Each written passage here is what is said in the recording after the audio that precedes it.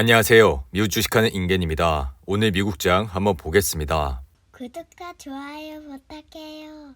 오늘 시장은 세계 시가총액 1위 기업인 애플이 호실적을 발표하면서 시장 전체에 훈풍을 불어넣었습니다. 이로 인해 이날 다우는 2.59% 상승을 했고 S&P 500은 2.46% 상승을 했는데요. 그리고 이날 나스닥은 2.87% 상승을 했습니다. 애플은 이번 3분기 실적 발표에서 901억 5천만 달러의 매출액을 올렸고 이는 전년 동기 대비 8.1% 급증했습니다. 이로 인해 역대 3분기 최대 매출을 기록하면서 이날 7% 이상 상승을 했고 팀쿡은 이번 실적 발표에서 달러와 강세만 없었다면 매출액 성장률이 두 자릿수를 기록했을 것이라 밝혔습니다. 이로 인해 애플의 주가는 이날 큰 폭으로 상승을 하면서 지난 2020년 4월 이후 최대 상승폭을 기록했는데요. 애플의 차트를 보시며 이날 상승으로 아래 보이신 RSI는 59로 마감했습니다. 이로 인해 현재 주가는 155불대까지 올라왔는데요. 애플은 10월 12일 주가가 138불대까지 떨어지면서 좋지 않은 흐름세를 보였지만 이내 반등을 하면서 다시 한번 상승의 흐름을 타고 있습니다. 그리고 10월 12일은 주식시장의 공포지수가 18까지 내려오면서 좋은 분할 매수의 타이밍을 줬었죠. 이렇듯 우리는 시장에 공포가 왔을 때 좋은 주식을 분할로 담아 가신다면 앞으로도 좋은 수익을 얻으실 수 있을 것이라 생각이 드는데요. 하지만 시장이 이렇게 극도의 공포감까지 내려오게 된다면 매수의 버튼을 누르기가 참 쉽지가 않습니다. 그러니 항상 분할로 관심을 가져주시라고 말씀을 드리는 건데요. 그리고 인텔 역시 이번 3분기 실적 발표에서 153억 4천만 달러의 매출액을 올리면서 좋은 흐름세를 보였고 또한 2025년까지 비용 절감 목표를 발표하면서 이날 인텔의 주가는 10% 이상 상승을 했습니다. 반면 아마존은 시장의 예상치를 미치지 못하는 어닝 쇼크를 발표하면서 이날 6.8% 하락을 했습니다. 아마존은 이번 3분기 1271억 달러의 매출액을 올렸지만 이는 시장의 예상치를 하회하는 모습을 보였고 이로 인해 실적 발표를 하자마자 18% 이상 하락을 했지만 애플과 인텔이 시장의 분위기를 띄우면서 다른 빅테크 주가도 오르자 하락세가 다소 진정되는 모습을 보여줬습니다. 그리고 이날 아마존은 하락으로 아래 보이신 RSI는 33으로 마감했습니다. 더불어 오늘은 거래량을 동반한 하락을 했기 때문에 당분간 좋지 않은 흐름세가 나올 가능성이 있으니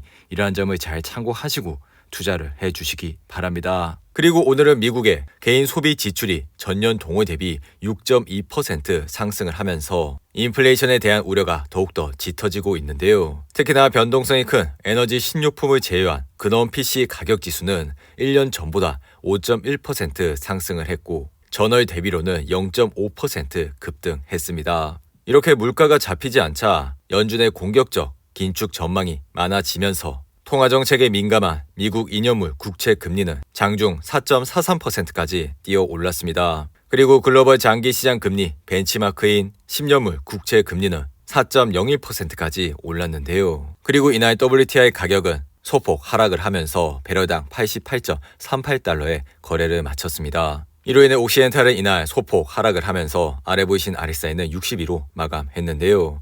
옥시엔탈은 9월 26일 57불이라는 단기 저점을 찍은 이후 지속적인 상승을 하면서 현재 주가는 71불선에서 흐름을 이어가고 있고 더불어 이러한 상승세는 유가가 진정됨에도 불구하고 일어나고 있는 상황이죠. 그리고 옥시엔탈은 58불과 54불선에서 강력한 지지선이 있기 때문에 이러한 점을 잘 참고하시고 주가는 항상 올랐을 때 투자를 하시는 것보다 떨어졌을 때 분할로 관심을 가져주시기 바랍니다. 그리고 테슬라를 보시며 이날 1.52% 상승을 하면서 아래 보이신 RSI는 45로 마감을 했는데요. 이로 인해 테슬라는 현재 228불선에서 흐름을 이어가고 있습니다. 테슬라는 지난주 실적을 발표한 이후 당일 크게 하락을 하는 모습을 보였죠. 이후 주가는 서서히 올라가고 있는 중이긴 하나 이러한 기간에 트위터 인수에 대한 머스크의 주식 매도 우려와 중국에서의 가격 인하에 따른 수요 둔화로 인해 잠시나마 힘든 시간을 보냈습니다.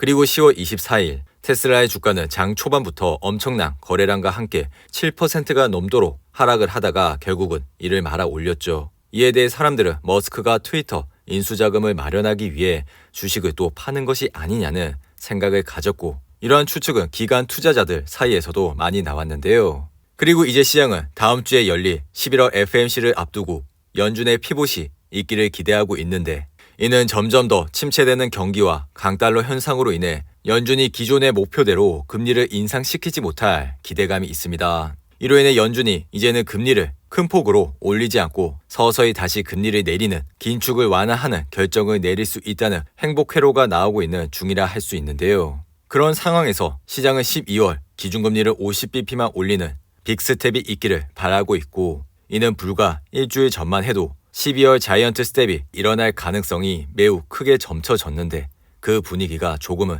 변하고 있습니다. 거기에 금리 인상 속도가 점점 더 느리게 될 것이며 금리 인하 시점에 대한 기대감마저 시장 전반을 지배하고 있는 중인데요. 그리고 이러한 결과는 11월 1일부터 2일까지 이틀에 걸쳐 진행이 되고, 미국 시간으론 2일, 한국 시간으론 3일 새벽에 그 결과가 발표가 됩니다. 그리고 11월 FOMC에선 연준은 기준금리를 75bp 올린다고 보시면 좋을 것 같고, 이로 인해 지난 7월과 9월에 이어 또 한 번의 자이언트 스텝을 단행하게 됩니다. 그리고 이러한 말은 다른 의미로 이미 시장은 11월 자이언트 스텝을 선반영하고 있다고 볼 수가 있고, 이로 인해 다가오는 12월에 연준이 빅스텝을 할지에 대한 언급을 하는지에 대해 지켜봐야 할 것이라 생각이 듭니다. 그리고 이날 T모바일의 주가는 스프리트와 합병한 2020년 이후 가장 큰 가입자 수 증가를 보인 이후 이날 주가는 7% 이상 상승을 했는데요. 그리고 길리어드 사이언스는 이번 3분기 시장의 예상치를 상회하는 실적을 발표했고, 이로 인해 주가는 13% 가까이 급등을 했습니다. 또한 핀터레스트 역시 전날 실적 발표를 통해 시장의 예상치를 상회하면서 이날 14% 가까이 상승을 했는데요. 다만 핀터레스트는 아직까지 순이익이 바탕이 되고 있지 않은 그런 기업이기 때문에 금리가 급등하는 이러한 기간에는 현금이 많고 성장률이 뛰어난 그러한 우량한 기업에 집중을 해주시기 바랍니다.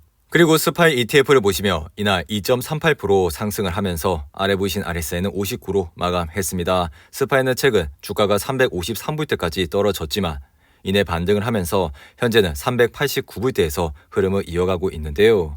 최근 급격한 금리 인상과 더불어 다가오는 경기 침체 우려로 인해 개별 투자를 하시는데 크게 어려움이 있을 것이라 생각이 듭니다. 하지만 이런 스파이와 V55와 같은 좋은 ETF에 매달 적립식으로 투자를 하시게 된다면 앞으로도 좋은 수익을 얻으실 수 있다고 생각이 드는데요. 그리고 이러한 투자법은 정기적인 분할 매수로 하락의 고통을 분산하면서 수량을 늘릴 수가 있고, 주가 하락의 고통마저 줄일 수가 있으니 이러한 점을 잘 참고하시고 투자를 해주시기 바랍니다. 그리고 주식시장의 피어앤그리드 지수를 보시며 이날은 61로 마감을 했는데요. 항상 시장이 공포감에 있을 때 시장을 주목해 주시기 바랍니다. 오늘도 8분이 넘는 긴 영상 끝까지 시청해 주셔서 감사하고요. 가시기 전에 구독과 좋아요 잊지 마시고, 그럼 저는 다음 영상에서 찾아뵙겠습니다.